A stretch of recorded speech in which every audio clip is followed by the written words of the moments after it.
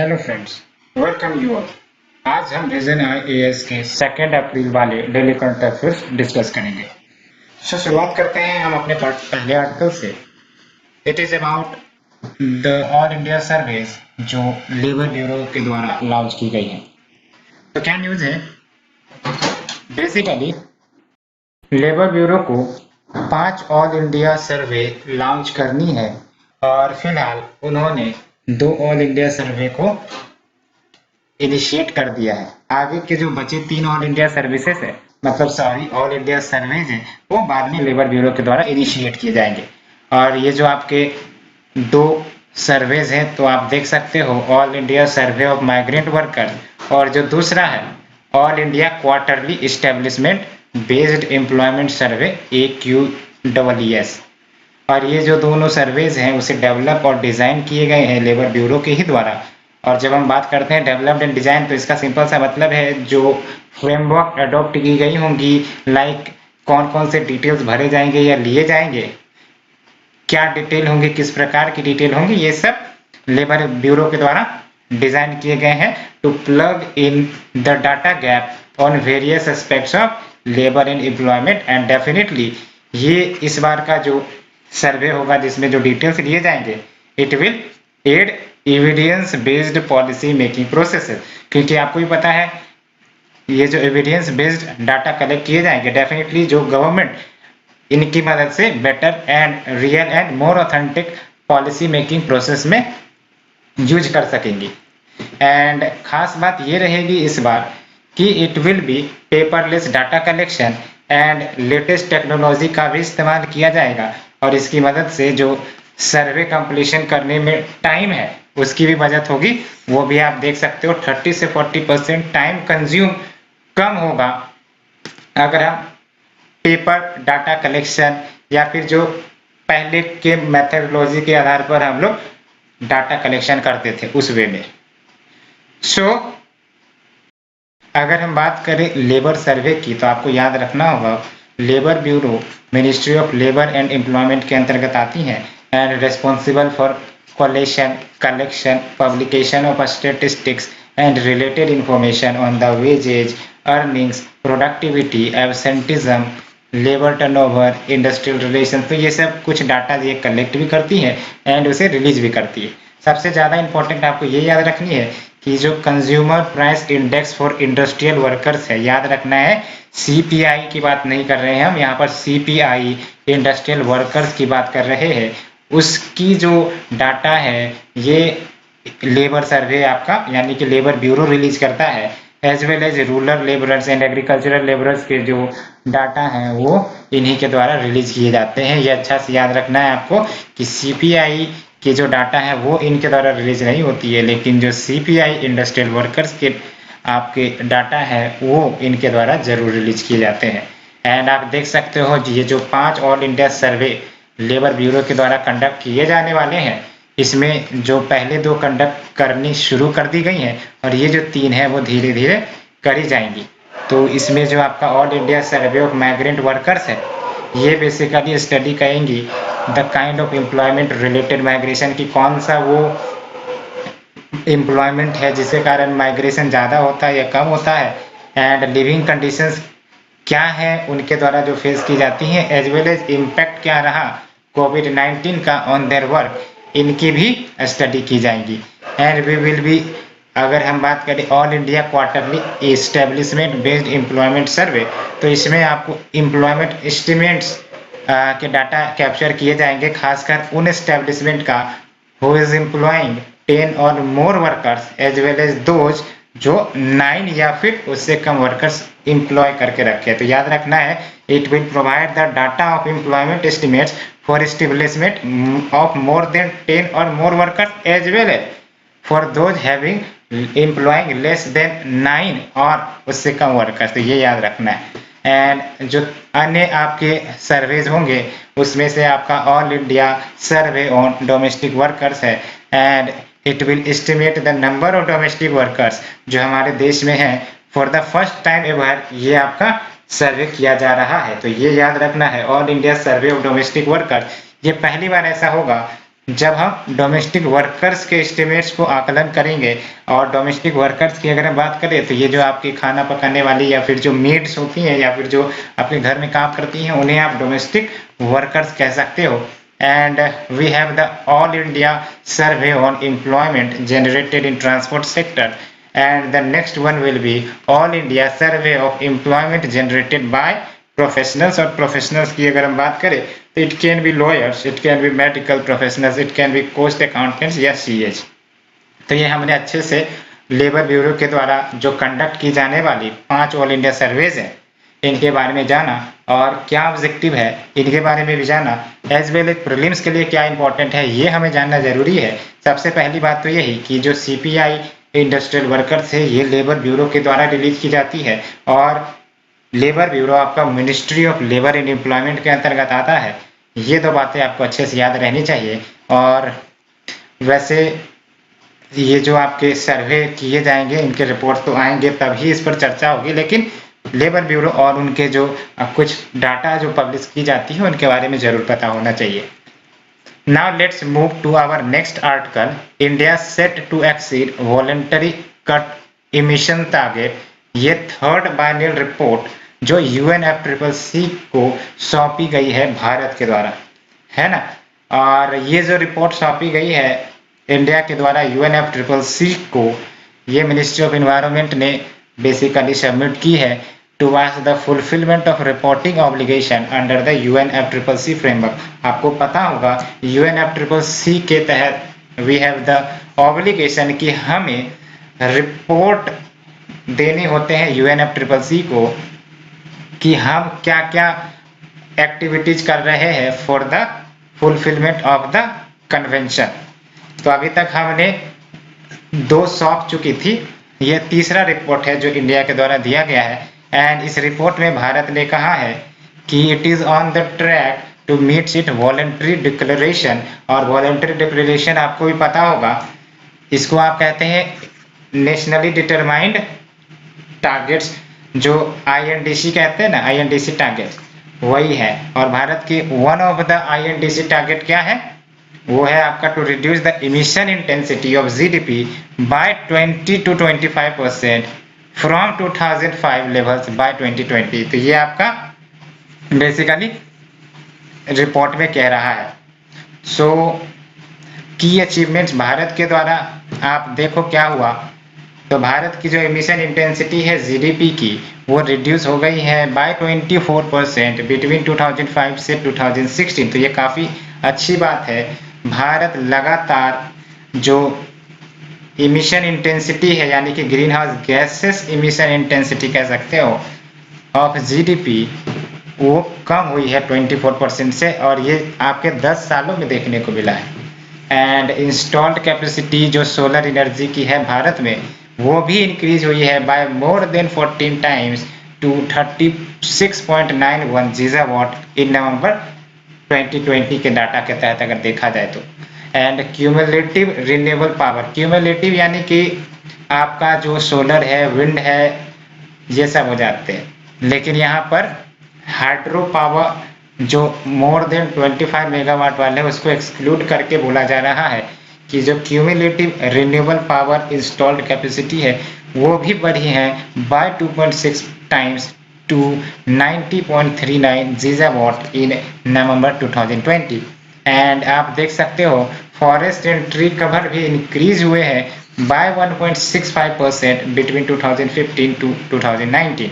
And we have the perform achieve and trade scheme for energy efficiency in the industries. And इसके कारण total saving of approximately 13.28 MTOE, इसका मतलब ton of oil equivalent होता है। तो reduction in the agricultural sector emission है been achieved, ये भी देख सकते हो एग्रीकल्चर सेक्टर में भी रिड्यूस करने का प्रयास किया गया है ग्रीन हाउस गैस एमिशंस को, और वो भी अचीव हुए हैं due to the expansion of area under horticulture, system of rice intensification, neem coated urea, direct seed rice cultivation. तो ये सब कुछ अचीवमेंट्स हैं जो भारत ने किए हैं, ये सब डायरेक्टली गवर्नमेंट की बातें हैं और ये प्रीलिम्स में आपको पूछी जा सकती है, बिकॉज ये डायरेक्टली आपका कौन से रिपोर्ट में कह रहा है, थर्ड बायनियल रिपोर्ट। और ये थर्ड बायनियल रिपोर्ट किसने तैयार किया है, it has been prepared by the Ministry of Environment, और ये अच्छे से याद रहनी चाहिए।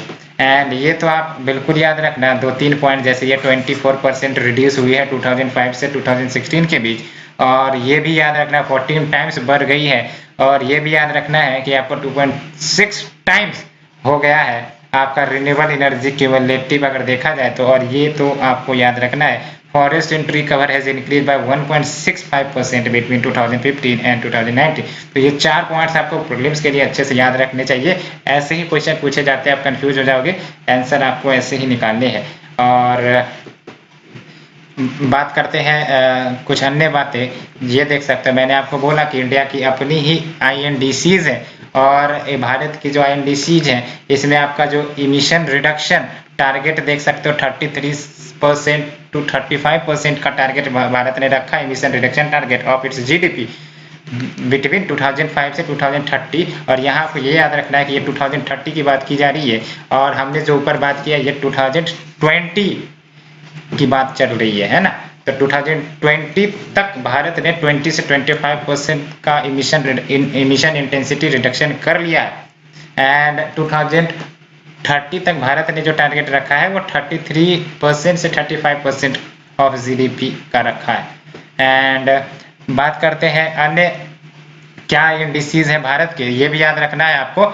Additional carbon sink creation Bharat ने ये भी टारगेट रखा था, और ये भी आपको याद रखना है कितना, 2.5 to 3 billion tons of CO2 equivalent through additional forest and tree cover by 2030। इसका मतलब ये है कि इतने एफोरेस्टेशन कर दिए जाए, इतने प्लांट्स एंड ट्रीज ग्रो कर दिए जाए कि 2.5 to 3 billion tons of CO2 equivalent sink कर लिया जाए इन एडिशनल फॉरेस्ट के द्वारा। ये मतलब होता है एडिशनल कार्बन सिंक क्रिएशन का। एंड जो अन्य INDC टारगेट है वो है क्लाइमेट चेंज एडेप्टेशन, एंड ये भी बोला गया कि नेशनल एडेप्टेशन फंड जिसमें 3,500 मिलियन रुपीज रखे गए हैं, and it will be utilised for investment in developing programme in the vulnerable sector. ये जो आपका 3 टारगेट हुए INDC के, ये सब इंपॉर्टेंट टारगेट्स है प्रीलिम्स के लिए। And we have the renewable energy capacity generation, and इसके तहत increasing the share of non fossil fuel based electricity to 40% of the energy mix by 2030। ये भी आपको याद रखने हैं, increasing the share of non fossil fuel based electricity to 40% of the energy mix by 2030, as well as increasing the renewable energy capacity addition from 30 gigawatt by 2016 to 17 से बढ़ाकर 175 gigawatt bye 21 to 22 करने की बात की जा रही है। And अन्य जो टारगेट्स है INDC के तहत एनर्जी इफिशिएंसी की भी बात कही गई है, $31 million in 2012 to 17 for promoting energy efficient technologies and behaviour. तो ये याद रखने की जरूरत नहीं है। And we have the financial resources from combating climate change, जिसके तहत $2.5 ट्रिलियन इन 2015 से 30, जिसमें आपका नेशनल क्लीन एनवायरनमेंट फंड भी आएगा 170.84 बिलियन ये सब खर्च किए जाएंगे।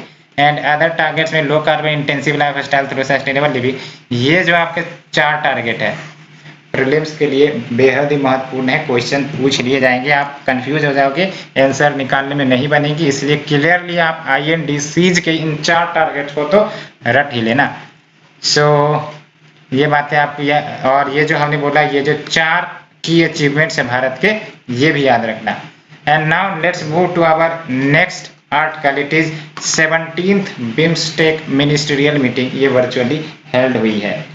बिम्स्टेक काफ़ी इंपॉर्टेंट रीजनल ऑर्गेनाइजेशन है, और जहाँ तक भारत की बात है तो भारत एलोंग विद जो अन्य रीजनल नेशंस है हम बात करेंगे, काफ़ी महत्वपूर्ण हो जाते हैं जब regional security, trade, economic activities, collaboration, cooperation बनाने की बात होती है। तो क्योंकि भारत और ये जो हमारे नेबरिंग नेशन है, इनमें रिलेशंस इंप्रूव करना बेहद ही ज़रूरी है, तभी इंडिया एक साथ आगे बढ़ सकता है parallelly with the neighbouring nations as well. So सबसे पहले बेसिक की बात करते हैं बिम्स्टेक। बिम्स्टेक का मेंबर नेशन कौन है और बिम्स्टेक का मतलब क्या होता है। तो आपको भी पता है, bay of Bengal initiative for multi sectoral technical and economic cooperation. यहाँ नाम से आप देखिए, मल्टी सेक्टोरल यानी कि विभिन्न सेक्टर में कॉपरेशन होंगी, technical as well as economic cooperation तो होगी ही होगी। और अब दूसरी बात बोलते हैं मेंबर्स कौन से हैं। तो बी से हो गया आपका बांग्लादेश, आई से इंडिया, एम से म्यांमार, एस से श्रीलंका और टी से थाईलैंड, ई से आपका कुछ मतलब नहीं निकलता है एंड सी से डी आपका कोई मतलब नहीं निकलता है। तो ओवरऑल आपको इतना सिंपल सा ट्रिक याद रहना है कि Bangladesh, India, Myanmar, Sri Lanka, Thailand और दो जोड़ लेना आप, नेपाल प्लस भूटान। और ये कंफ्यूज मत होना, बिम्स्टेक में नेपाल और भूटान भी है, ऐसा मत समझ लेना बे ऑफ बंगाल इनिशिएटिव है तो नेपाल और भूटान को नहीं ले जाएंगे। बाकी सारे देश तो आपको पता हो जाएंगे। जो कंफ्यूजन क्रिएट करेगा आपको वो होगा भूटान, नेपाल और थाईलैंड एंड अगर ज़्यादा ज़्यादा म्यांमार। तो ये चार आप याद रखो, तीन तो आपको वहाँ से जो शॉर्ट है वहाँ से याद हो ही जाएगी। और सेक्रेटेरिएट कहाँ है बिम्स्टेक का, तो बिम से होगा बांग्लादेश एंड बांग्लादेश में आपका सेक्रेटेरिएट यहीं पर है, ढाका में, है ना। तो ऐसे भी याद रख सकते हो। एंड ये तो जरूर याद रखनी है बिम्स्टेक के बारे में कि 1997 में ये बनी थी और वो भी बैंकॉक डिक्लेरेशन के माध्यम से। और अगर हम बिम्स्टेक के इम्पोर्टेंस की बात करें तो आप देख सकते हो overall 22% of the world population BIMSTEC के एसोसिएटेड है एंड कंबाइंड जीडीपी अगर देखा जाए तो $2.7 ट्रिलियन का and 1/4 of the world's traded goods cross the Bay of Bengal every year. आप देख सकते हो 25% of the world's traded good every year आपके बे ऑफ बंगाल से गुजरती है। एंड 6 फोकस एरिया जिसमें आपका ट्रेड है, टेक्नोलॉजी है, energy, transport, tourism, fisheries and Sri Lanka भी करंट चेयर कर रहा है बिम्स्टेक को। और फर्स्ट समिट जो बिम्स्टेक की है ये थाईलैंड में हुई थी। ये बेसिक इन्फॉर्मेशन है, कम से कम इतना तो आपको पता होना ही चाहिए। अब आते हैं करंट इन्फॉर्मेशन की बारे में बात करते हैं जो अभी आउटकम आया है इस वर्चुअल मीटिंग के बाद। तो इंडिया ने इस इनिशिएटिव को बेसिकली इम्पोर्टेंट बताया है to create a connectivity master plan जो कंट्रीज को लिंक करेगी in south and south east Asia. And India ने अर्ज भी करा है कि स्पीडी कंक्लूजन निकाला जाए कोस्टल शिपिंग पैक्ट का along with another agreement allowing motor vehicles to fly via member countries and BIMSTEC convention, ये याद रखना है, BIMSTEC convention on mutual legal assistance in criminal matter, इसको फाइनलाइज किए गए हैं for signing at the 5th BIMSTEC summit. तो जो आपका याद ये रखना है कि म्यूचुअल लीगल कन्वेंशन और mutual legal assistance in criminal matter recently seen in news किसका है, बिम्स्टेक का है। एंड बिम्स्टेक को इस्टेब्लिश किया गया था 1997 में एज बिस्ट ईसी, जिसमें 4 कंट्रीज तो आपका Bangladesh, India, Sri Lanka and Thailand हो गया। ईसी का मतलब इकोनॉमिक कोऑपरेशन। इस और बाद में इस मेंबर्स को बढ़ाए गए थे, यानी कि it was named as BIMSTEC in 2004 after Myanmar, Nepal, Bhutan joined it later in the 2004 and founding principle of BIMSTEC की बात करें तो it is based on the respect for the principle of sovereign equality, यानी कि एक दूसरे की जो sovereignty है उसका सम्मान किया जाए, territorial integrity हो, political independence, no interference in internal matters, peaceful coexistence and mutual benefit and BIMSTEC Convention on Cooperation in Combating International Terrorism and Transnational Organized Crime and Illicit Drug Trafficking has come into force। ये पिछले ही महीने आए। और याद यही रखना है आपको कि convention on cooperation in combating international terrorism ये आपका बिम्स्टेक का है, as well as transnational organised crime and illicit drug trafficking ये भी बिम्स्टेक का ही है और ये अब इम्प्लीमेंट हो गई है, फोर्स में आ गई है। तो बिम्स्टेक के बेसिक्स तो आपको पता होने ही चाहिए, खासकर सबसे इम्पोर्टेंट मेंबर नेशन और पॉपुलेशन। और श्रीलंका करंट चेयर कर रहा है और फर्स्ट समिट जो हेल्ड हुई थी कहाँ हुई थी, और जो आपका बैंकॉक डिक्लेरेशन से ये बना था और इसका हेडक्वार्टर बी से बांग्लादेश, ढाका, ये याद होना चाहिए। और जो 2-3 कन्वेंशन के नाम बताए वो बिम्स्टेक के हैं, ये भी पता होना चाहिए। Convention on mutual legal assistance in criminal matter ये अभी इम्प्लीमेंट नहीं हुई है लेकिन फाइनलाइज हो गई है और ये बीमस्टेक का ही है, अलोंग विथ ये जो हमने दो अन्य कन्वेंशन की बात की, ये भी बीमस्टेक का है जो फोर्स में आ चुकी है। इतने बेसिक के बारे में आपको पता होनी चाहिए। And now let's move. Unified payment interface transaction value touches the new high at Rs 5 trillion in March. तो ये इंडिकेट कर रहा है कि हम लोग डिजिटल ट्रांजैक्शन की तरफ बड़े तेजी से आगे बढ़ते जा रहे हैं। एंड क्या अन्य जानकारियां हैं इसके बारे में हम जानने का प्रयास करते हैं। तो आप देख सकते हो UPI volume and volume. UPI volume यानी कि नंबर ऑफ ट्रांजैक्शन, वैल्यूज यानी कि हाउ मच ये होता है ना। तो वॉल्यूम और वैल्यू में अंतर है। और वॉल्यूम की बात करें तो 120% से ग्रो हुआ है। And in terms of value it has grown to 144% as compare to the same period last year. तो काफी तेजी से बढ़ रहा है। And digital payment specially UPI saw increased adoption in 2020। ये आपका कोविड पैंडेमिक का पीरियड था, तो ये भी एक कारण है कि इतने ज़्यादा हाई क्वांटिटी में ट्रांजैक्शंस हो रहे हैं। हमें तो जानना है यूपीआई के बेसिक के बारे में। यूपीआई जो पेमेंट सिस्टम है ये आपका भी पता होगा, national payment corporation of India NPCI का ये फ्लैगशिप पेमेंट सिस्टम है और ये 2016 में लाया गया था। And it is A system that powers multiple bank accounts. वो सिंगल मोबाइल एप्लीकेशन के माध्यम से ऑपरेट कर सकते हैं।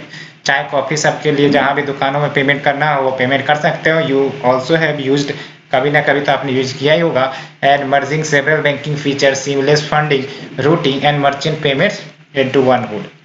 एंड ये याद रखना है आपको, it caters to the peer to peer connect request which can be scheduled and paid as per the requirement. Peer to peer यानी कि मैंने रिक्वेस्ट किया आपके पास गया है ना, तो ये होता है peer to peer. And schedule payments भी हो सकती है ना, which can be scheduled and paid as per the requirement. And other modes of digital payments क्या है, तो we have the USSD and it allows mobile banking transactions using the basic feature mobile phone. And इसमें आपका पता भी है USSD के माध्यम से हम सिर्फ नंबर डायलिंग करके, जो हैशटैग करके जो कंसेप्ट है उसके माध्यम से हम पेमेंट कर सकते हैं to the shopkeeper and like that. And इसमें आपको मोबाइल इंटरनेट डाटा फैसिलिटी की जरूरत नहीं होगी, जाहिर सी बात है। And we have the Aadhaar enable payment system, ये भी एनपीसीआई का ही है। And it is a bank led model जिसके तहत online inter operable financial transactions point of sale machines या फिर माइक्रो एटीएम्स के माध्यम से किए जा सकते हैं थ्रू द बिजनेस कॉरेस्पॉन्डेंट या बैंक मित्र of any bank using the Aadhaar authentication. Simple सा मतलब है आधार इनेबल पेमेंट सिस्टम का कि there will be a micro ATM या फिर बैंक मित्र जिनके पास वो पीओएस मशीन होगा और आपको पैसे की अगर रिक्वायरमेंट है तो आप जो है अपने आधार बायोमेट्रिक से वेरीफाई करके पैसे आप या तो जमा करवा सकते हैं या पैसे निकाल सकते हैं। एंड एनपीसीआई के बारे में बताएं तो ये आपका RBI plus Indian bank association का इनिशिएटिव है and governs under the provision of payment and settlement system act 2007। तो काफी इंपॉर्टेंट है। सबसे इंपॉर्टेंट बात तो यही याद रखना है कि यूपीआई का कंसेप्ट एनपीसीआई का है। एंड एनपीसीआई की बात करें तो आरबीआई प्लस आईबीए यानी कि आपका जो इंडियन बैंक एसोसिएशन है, इन सब के आउटकम है आपके एनपीसीआई। और एनपीसीआई के और भी बहुत सारे सर्विसेज चलते हैं जैसे national financial switch NFS system. ये क्या होता है आप हमें कमेंट सेक्शन में बताइए। And so let's move to the next article. It is about payment arrears from sugar mills to cane farmers go up to 23,000 crore. तो बेसिकली पेमेंट एरियर मतलब क्या, जो शुगर केन फार्मर्स के द्वारा भेजे गए या बेचे गए शुगर मिल्स में बदले में उनको पेमेंट करना था, लेकिन पता चला कि उन्होंने पेमेंट पेंडिंग रखा है और वो पेंडिंग आप देख सकते हो 23,000 करोड़ तक की है। And central government data showed as on February 28 dues of 22,900 crore ये पेंडिंग है फॉर द कैन जो प्रोक्यूर किए गए हैं in the current session which began in October 2020। And basically mill owners की भी एक शिकायत चल रही है कि वो मिनिमम सेलिंग प्राइस जो शुगर यानी कि जो फाइनलाइज प्रोडक्ट होते हैं शुगर केन से जो बनते हैं, चीनी जिसको आप कहते हैं, तो मिल ऑनर्स वांट द सेंटर की मिनिमम सेलिंग प्राइस शुगर की बढ़ाई जाए टू एड्रेस द इश्यू। तभी तो बढ़ाई जाएंगी तभी तो इनको थोड़ा प्रॉफिट ज़्यादा होगा और ये जो है फार्मर्स की पेमेंट कर सकेंगे। Apart from price hike the other way to increase the liquidity वो ये है कि reduce the surplus stocks through export, है ना। तो जो दूसरा तरीका, एक तो हम ये कर सकते हैं कि एमएसपी को बढ़ा दे तो ज़्यादा प्रॉफिटेबिलिटी गैप मिल जाएंगी इनको, यानी कि शुगर मिल्स को, तो वो पे कर सकते हैं फार्मर्स को। दूसरा तरीका है कि एक्सपोर्ट को प्रमोट कर दिया जाए, एक्सपोर्ट प्रमोट करने से जो सरप्लस है वो बिक जाएंगे विदेशों में, एंड जाहिर सी बात है पैसे भी मिलेंगे। सो जो प्राइसेस हैं शुगर के वो मार्केट ड्रिवन होते हैं, but with a view to protect the interest of the farmer we have the concept of minimum selling price of sugar. ये भी याद रखना है आपको, there is a concept of MSP of sugar and by this industry gets minimum cost of production of sugar, है ना। अगर नहीं होता, मार्केट प्राइस से डिटरमाइंड होते, तो जाहिर सी बात है ये जो प्राइसेस है शुगर के और बढ़ते।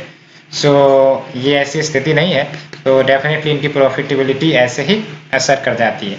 एंड शुगर केन प्राइसिंग की बात करें तो जो प्राइसिंग ऑफ शुगर केन है, शुगर केन यानी कि जो रॉ शुगर है जो प्रोक्योर किए जाते हैं फार्मर्स से शुगर मिल्स के द्वारा, ये जो प्राइसिंग ऑफ शुगर केन है वो गवर्न किए जाते हैं by the statutory provision of sugar cane control order 1966, जो इश्यू की जाती है under the essential commodities act 1955। And इसके तहत ये जो शुगर केन है इस पर एफआरपी दिया जाता है, यानी कि fair and remunerative price issue की जाती है। जैसे क्रॉप्स के ऊपर एमएसपी का कंसेप्ट होता है, शुगर के ऊपर यानी कि शुगर कैन के ऊपर एफआरपी का कंसेप्ट होता है, और ये कितना होगा एफआरपी, ये बेसिकली अनाउंस की जाती है on the recommendations of commission for agricultural cost and prices, यानी कि CACP. And dual sugar cane pricing distorts the sugar cane and sugar economy. कैसे ड्यूअल शुगर कैन प्राइसिंग, एक तो एफआरपी डिसाइड की जाती है, फार्मर्स को जो पैसे मिलने चाहिए उचित दाम वो हो गया आपका, और दूसरी तरफ जो शुगर के आपके प्राइसिंग है वो भी गवर्नमेंट के द्वारा डिसाइड की जाती है। तो ये दोनों कहीं ना कहीं प्रभावित करते हैं शुगर केन और शुगर इकोनॉमी को, and leads to cane price arrears. And let's move to our shorter news, it is about Atal innovation mission. NITI Aayog launch Atal innovation mission prime. ये न्यूज काफी इंपॉर्टेंट है क्योंकि बार बार यूपीएससी ने अटल इनोवेशन मिशन से कंसेप्ट और क्वेश्चन दोनों पूछे हैं। सो अगर बात करें AIM प्राइम की, prime stands for program for researchers on innovation, market readiness and entrepreneurship, and ये इनिशिएटिव है to promote and support science based deep tech startups and ventures across India. ये याद रखना है, AIM प्राइम का objective है आपका basically to promote and support science based deep tech startups and ventures across India, and it has been launched in partnership with Bill and Melinda Gates Foundation। ये भी याद रखनी है, एंड इम्प्लीमेंट की जा रही है बाय वेंचर सेंटर, और ये वेंचर सेंटर आपका non profit technology business incubator है, and it is open to CEOs and senior incubation managers of the AIM funded Atal incubation centers that support deep tech entrepreneurs। सो आप देख सकते हो, and काफी important article है, याद रखना है आपको। And we have the my NEP 2020 platform of NCPE portal. तो बेसिकली मिनिस्ट्री ऑफ एजुकेशन ने माई NEP 2020 प्लेटफॉर्म लॉन्च किया है of the national council for teacher education web portal, and this platform seeks to invite suggestions, inputs, membership from the stakeholders so that draft prepare किए जा सके for the development of national professional standards for teachers and national mission for mentoring program membership। and अगर हम बात करें NCTE की, यानी कि आपके national council for teacher education, इसे स्टेब्लिश किया गया है NCTE एक्ट 1993 के तहत, और ये स्टेटरी बॉडी है, ये याद रखना है। NCTE is a statutory body established under NCTE Act 1993, and इनके ऑब्जेक्टिव्स आप देख लो, planned and coordinated development of the teacher education system, regulation of norms and standards in teacher education system, and their proper maintenance and topics related thereto। And let's move to the next article, it is Shantir Ogroshena 2021, यानी कि संतीर ओग्रोसेना 2021।